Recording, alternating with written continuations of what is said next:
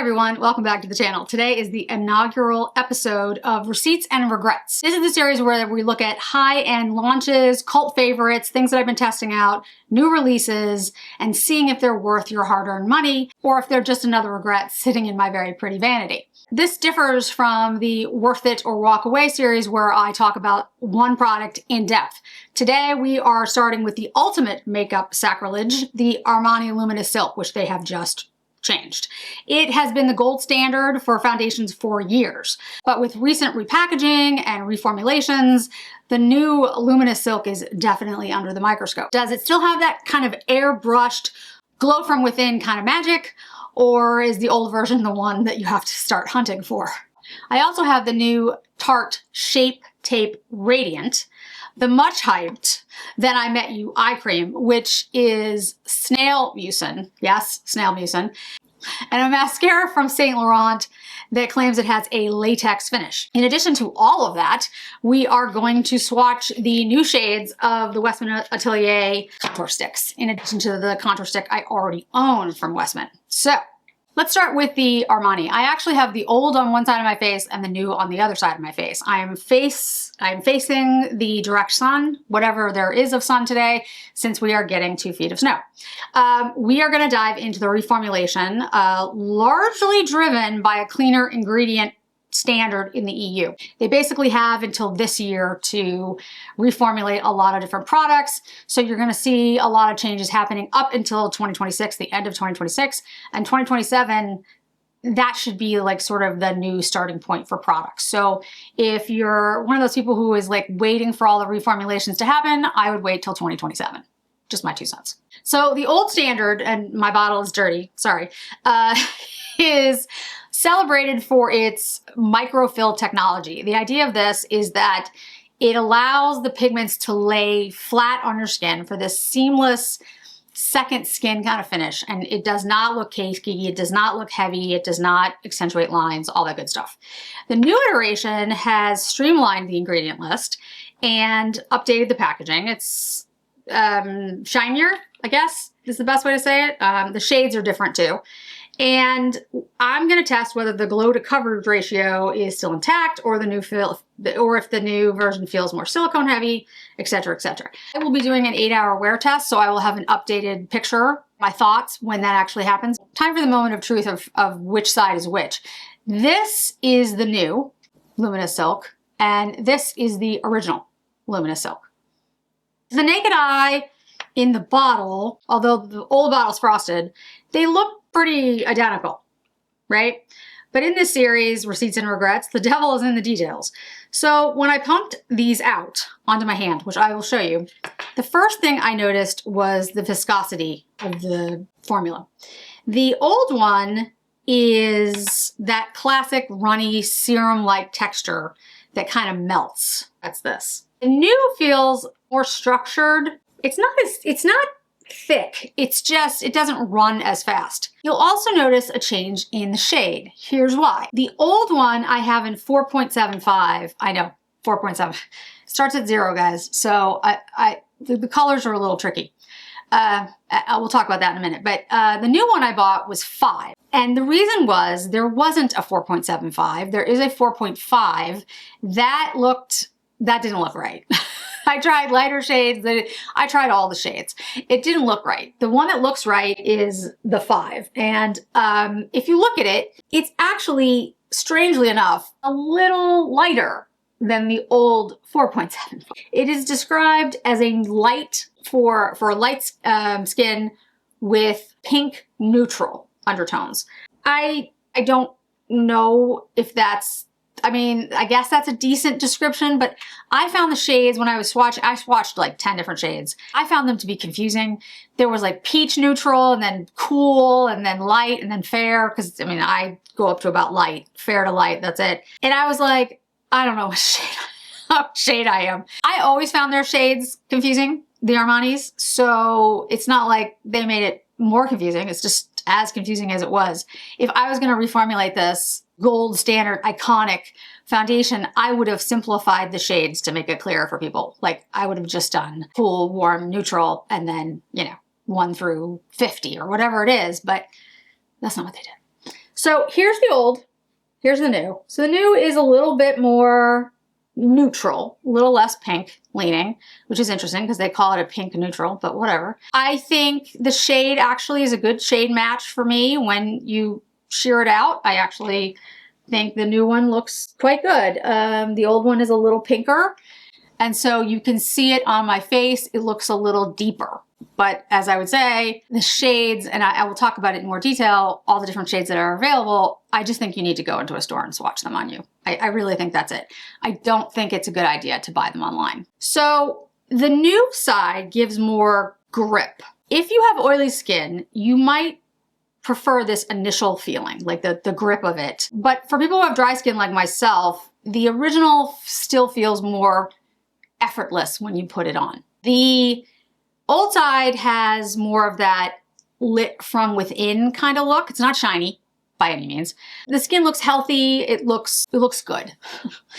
This side is more, I don't want to say matte because it's not matte, but it's a more of a skin tint meets foundation kind of look. It's a little less luminous in my mirror. However, because the shade is a little brighter, I actually think it looks a little more luminous because of the shade. Do you see what I mean? Because this looks a little more like my skin tone. This looks like it brightens up my skin a little bit. But if you look at it in the 10X, this side looks drier, the new one. Also, the lines around my mouth, there are lines here. There are no lines here, and I know there's lines on this side too. So this new formula brings out the lines a little bit more. So now we get into the shades. The old shade, 4.75, took me forever to figure out. And once I figured it out, I was like, yes, I found my shade. It took forever. I had 3.75 and 4.25. In fact, I think I still have bottles. I'll have to look. But the new one, I think the 5 is very good. I do. I just think all of the shades ran a little bit more yellow. Maybe it was just the shades I was trying on, but it did seem a little bit more yellow to me than the old ones. So it's expanded its shade range to 44 shades, including 18 brand new additions. So new shades, new numbers that didn't exist before.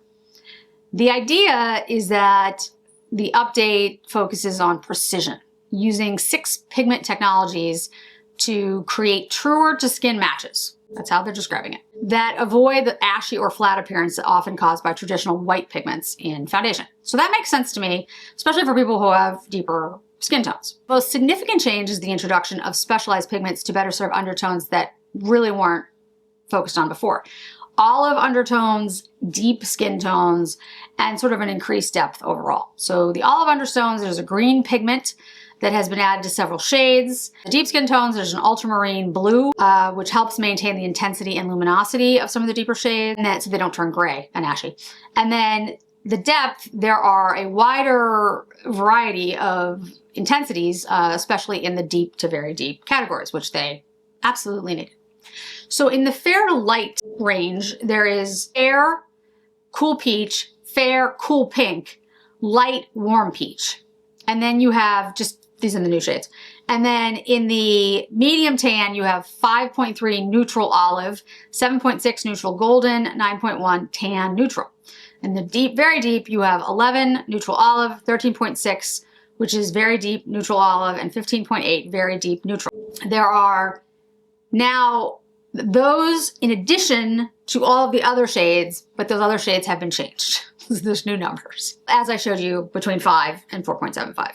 There is niacinamide and glycerin in here that are included to supposedly give 24-hour hydration, although, as we know, niacinamide can control oils, the sebum, so it can actually dry out your skin. So you have to be careful about how you interpret that with the glycerin. Liquid silk technology replaces the old microfill technology. It's thinner. It's supposed to be more blurring. I don't see that, but anyway, it's definitely thinner. I'd say the coverage, they're both medium buildable. The new formula has that kind of better grip. So I put one layer on and it definitely covered up my redness. I don't feel like I need another layer of foundation for either one. If you're a diehard fan of the original, don't panic just yet. The new Luminous Silk isn't a total departure. It's more, I hate the word, but modernization. It does feel a bit more weightless. It does set a little bit more. The old one stays more dewy throughout the day. If you have the old one, I would definitely keep using it and cherish it. But the new one isn't an automatic regret. Let's see how it looks in 8 hours, which I will update you guys on at the end of the video. So let's talk about the Tarte Shape Tape Radiant. So I had been talking in one video, and honestly guys, I don't remember which one it was because I've done a lot, about Tarte Shape Tape. I don't know how I got on the subject, but I basically said, you know, it's like an iconic, I like the Armani. It's iconic, everybody loves it. I have never been able to use it, it's just too dry. So I gotta give it to Tarte. They sent me a number of products. They sent me their Shape Tape Radiant and their Shape Tape Ultra Creamy, which I haven't tried the Ultra Creamy yet. Today we're gonna talk about the Radiant. They also sent me their Sculpt Tape Contour, their Glow Tape Highlighter, and their Blush Tape Liquid Blush Satin. I mean, they were very kind. Basically to change my mind on Shape Tape. And I have to tell you, I get it. So first of all, the Shape Tape Original was just too drying for me. And apparently I was not the only one, because the Radiant Shape Tape was created for the people that were complaining that the original Shape Tape was too dry. And it has medium coverage, so it covers the blue and green or whatever you have under your eyes. It has a photoluminescent complex to brighten without the heavy cake matte finish, which I can say it does. And it's infused with a triple hyaluronic acid blend and sea berry for 24-hour hydration. So I already put it on, you can see me putting it on, but I'm gonna put just a tiny bit more right here where I have this, I don't know, it's like a green, I don't know what that is. It's like a, I think it's a vein. It's probably starting to pop out because all the stuff that's going on in the world. I find for me, it is best to do any type of concealer like this. Don't pull too hard because then the lines will, they'll actually look worse. But I don't tend to put a lot of concealer on because my eyes are very dry and I find that it just makes them look cakey. This has not done that. I have to say, I used it the other day because I was just testing out the formula to see if it, you know, if it works. And it actually looks quite nice. And it covered everything up like you'd want a concealer to. It's a medium coverage. It doesn't dry out my eyes. It doesn't make them look dewy, okay? Because my under eyes are very dry. So it's not like I put it on and then they look smoother. That's not true. But they don't make them look any drier than they are, which is saying something considering how dry my under eyes are, my skin in general. I have to keep using it, but I would say for anybody out there who is looking for coverage, something that is gonna cover, and I'm gonna talk about the RMS. I have the new RMS. It's called the Refresh Eye Brightener, and I'm gonna talk about this very soon. But anyone who's looking for coverage, not brightening, I have to say so far I'm very impressed with the Radiant formula. I'm gonna try the very creamy one as well. But I think this is actually very good, and I have nothing negative to say at this point. Again, you have to see how these things wear. So when I do the update, the 8-hour update on the foundation, I will tell you about this. I have this in shade Fair Beige.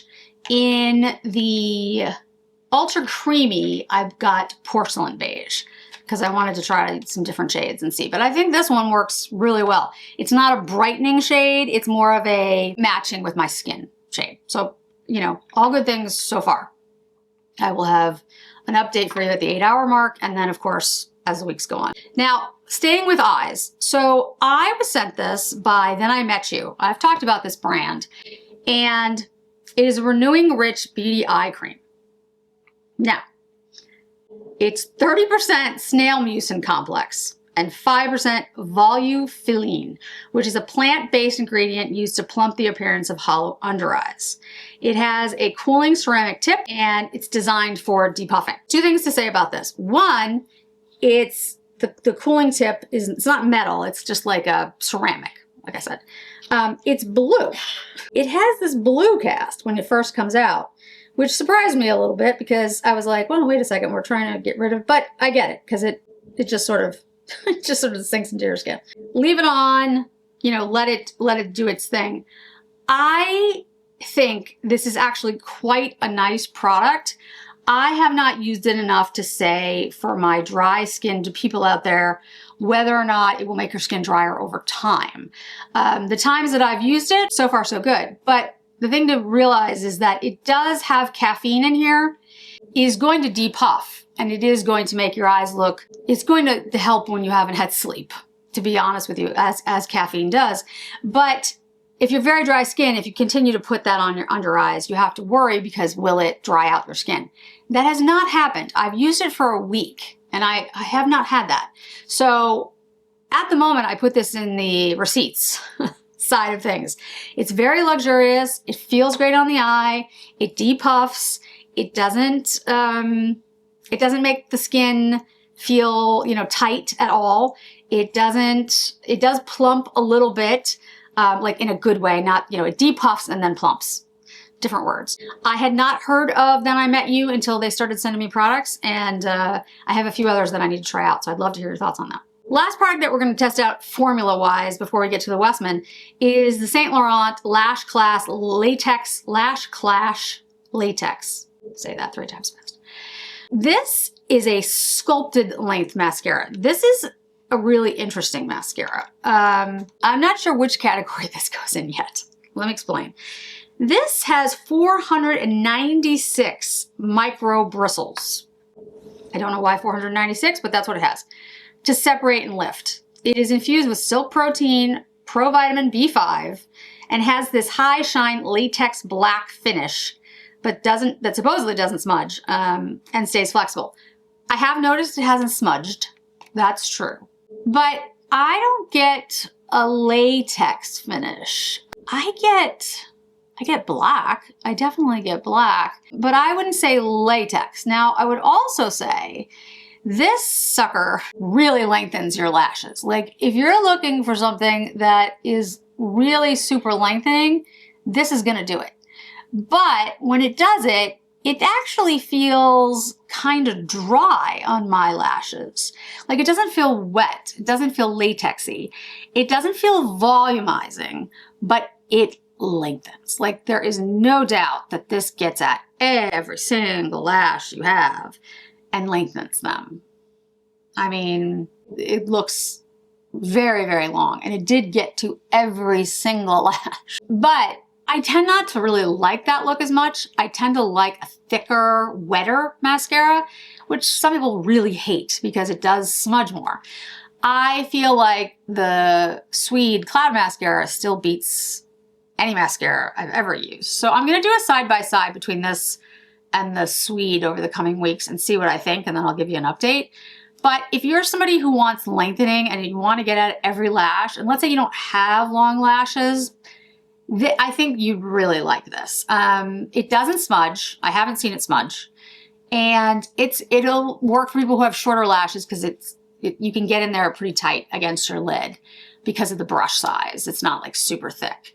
And because of all the micro bristles, it gets at everything and really does lengthen. But like I said, it is flexible. It's not like it doesn't feel dry. The formula is dry. So when you put it on, it's not like a wet formula. Again, it depends on what you like. It's not necessarily my favorite look, but it absolutely lengthens, and it does what it says it does, except I don't really think it's the latex look. So I'm more likely to put it on the receipt side at the moment. But again, it's a particular type. This just has to be something that you like. Okay, Westman came out with Spanish shade range for their contour sticks. That is what I call them. They are the Face Trace contour sticks. And the shades that I picked up, we have Olay, we have Toast, and we have Cocoa. Those are in addition to the shade that I already own, Biscuit. So the way that it went before was Biscuit, which was the coolest one, the lightest one. Then it went Truffle, which is a warm caramel. It went Ganache, which is a cool dark chocolate. I did not pick up the Truffle, which is a warm caramel. I'll show you the range. I'll have a picture go up so you can see where the 3 new shades land. I also did not pick up Whiskey, which is a new shade. It is Neutral Rich Fudge. I love the descriptions. And the deepest shade, Cola, which is a cool Rick Espresso. But what I did pick up, Olay, Toast, and Cocoa. So let me show you how these swatch. Now, the Biscuit, the original shade from Westman, was the first contour that I used like on a regular basis, where I was like, yep, this is me.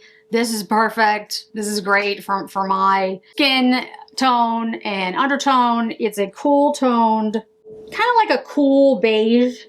It almost looks like coffee. It looks like coffee with a little bit of creamer in it, but not too much. It's definitely cool toned. It has almost like a little bit of a mushroom kind of vibe to it. Olay is the next one. This one looks more like a neutral nude kind of shade. It looks like you put a lot more creamer in your coffee. So it's actually lighter than Biscuit.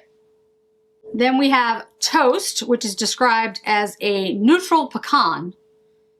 Again, I don't know where they come up with these, but that's what they come up with.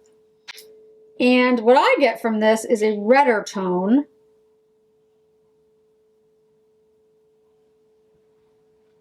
I think that would work almost like a bronzer on me. And then Cocoa, which is a cool mocha.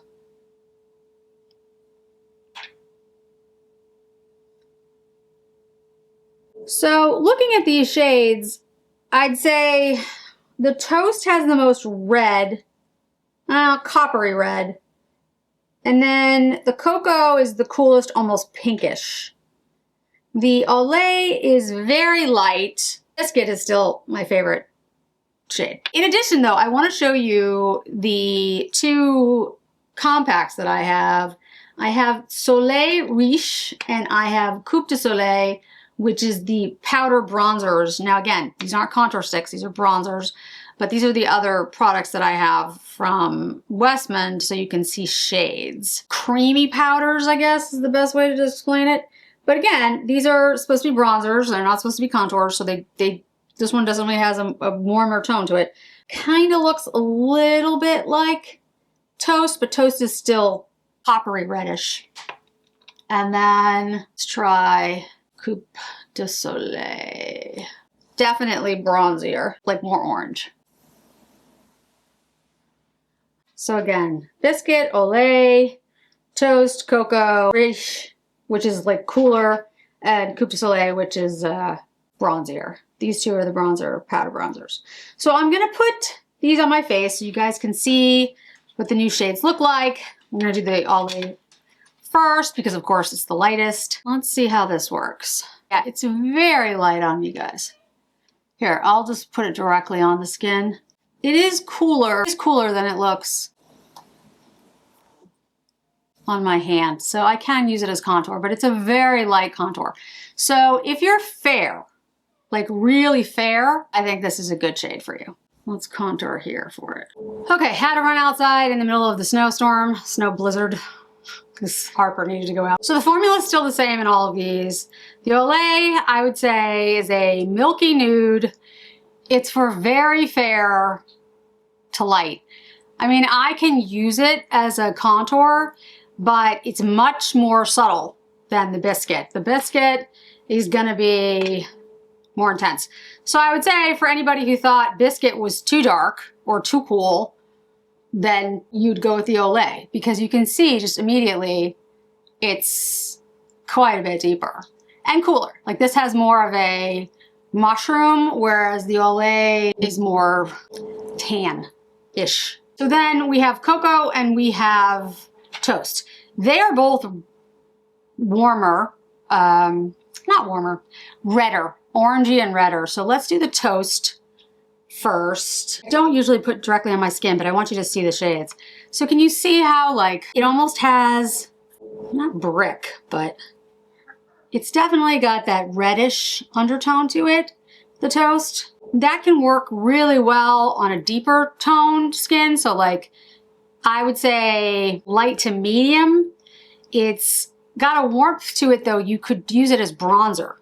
At least I can use it as bronzer. I think anyone light to medium. I think on a very fair person, I don't think that's gonna work. The Cocoa, I think this is meant for a much deeper skin tone, personally, but It's got that richness to it that won't turn ashy on someone. And that's definitely a concern with a deeper skin tone. So I think it's too deep for me, but I'm more of a fair to light, not a light to medium. So I would say this is a medium. Yeah, it's pretty deep, guys. I mean, like, it's a good shade, but it's definitely deep. Like, I could use this. In fact, I'll do that. You see how it's like almost like purplish, which is meant for richness, a tone to it that's going to be better for a deeper skin tone.